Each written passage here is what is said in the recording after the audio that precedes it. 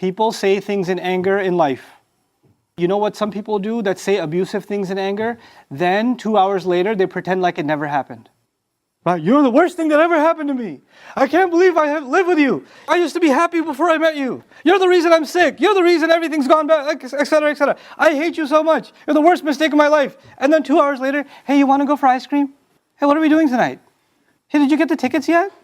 Acting totally normal, like that didn't happen. And you're like, so should I pretend to be normal too? Because you have to make a calculation in your head. Should I remind them of the crazy things they were saying 2 hours ago? Because that was really exhausting. Should I exhaust myself all over again? Because they seem to have amnesia, right? They forgot all about it. And so you say to yourself, man, that's too exhausting. Let's just go get ice cream. So, so you just go along. You go along. And this is a game some people play. They're abusive, and then they pretend it never happened. Then they're verbally abusive, and then they pretend it never happened. And then they're verbally abusive, and they pretend it never happened. And you keep playing that game along with them. Because it's too tiring to keep on arguing it. It's like being in a boxing match, and you're like, finally it's over, and then the bell rings again, and he's standing right there again. And like, okay, I throw in the towel. That's it, you win. I can't argue this anymore. Some people do that. This man and this woman could have just had this argument, and a couple of hours later he wanted to be with her, yes? He just wanted to be with her. Like, let's pretend it never happened. You can do that. You can do that until Judgment Day. But Allah will remind you that these words that you said are not light. Verbal abuse inside of a family is not light. Saying these things that are absolutely haram to say. Sometimes mothers get dramatic because they watch too much soap operas or Pakistani dramas or whatever. From today you are no longer my son. Or I never want to see your face again. Not until I die. And then they throw in, I swear by Allah, and this and that. Oh my God. And you think these words that you say, they don't have any consequences? They're not being recorded? Allah didn't hear this conversation that happened inside of a bedroom? And revealed ayat about it?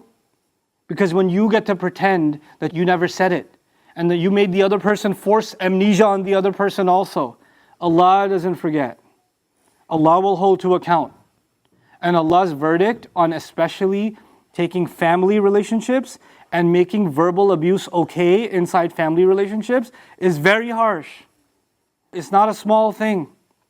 There's a reason 4 ayat like that came down. That's a pretty big thing. This is what happened in another time of the Prophet's life. This is important to connect. You know, in Ramadan, you're not supposed to be with your wife when you're fasting. A companion came to the Prophet ﷺ, he said, I've killed myself, I've destroyed myself. What happened? I was with my wife. Well, in Ramadan. What should I do? And no Quran has come. The Quran never tells you what you should do if that happens. But this man came and said, I had intimacy with my wife, what should I do? In Ramadan. And the Prophet ﷺ said, free a slave. Where am I going to find a slave? And I can't afford to. He said, fast 60 days. He says, I couldn't handle Ramadan. How am I going to fast 60 days? And he says, feed 60 people. He said, I don't know, between these 2 mountains, there's no one poorer than my family. If you know one, let me know. And then the Prophet ﷺ gave him, again, baskets of food and said, go give this to people. And he says, the leftover can I keep? He says, yeah, you can keep it. Go. But what the Prophet ﷺ gave him is 3 answers. Free a slave, fast 60 days, or feed 60 people, yes? Which is exactly what he said in Surah Al-Mujadala, Allah said. Why did the Prophet take the revelation of Surah Al-Mujadala, which is about men calling their wives your mother, and he applied it to a completely different situation? I was asking one of my teachers, Dr. Akram Nadwi, about that, and his answer was brilliant. He said both of these have something in common. When you take something that is haram, and you purposely made it halal for yourself, then it's the same rule. And when you take something halal, the wife, and you make her haram for yourself, same violation. Only Allah decides what's halal. Only Allah decides what's haram. When you take that in your own hand, you better make up for it. That's what these two have in common. This is not a small thing. We have to be careful about the things we say and do. And words inside of a home are not being recorded by Allah. They're being very carefully recorded by Allah.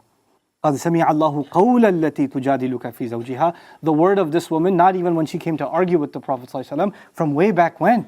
All of her arguments with her husband, all of them are recorded. All of them are with Allah. So be mindful, especially with the way you speak to people in your family.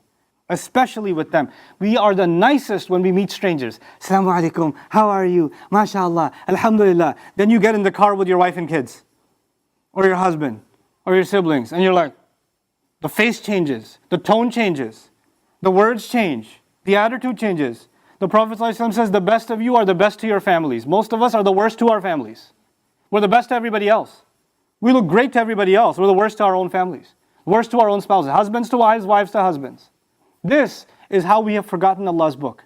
I pray that this khutbah is a reminder for myself and for all of you to be careful with how we use our tongues in the context of our homes.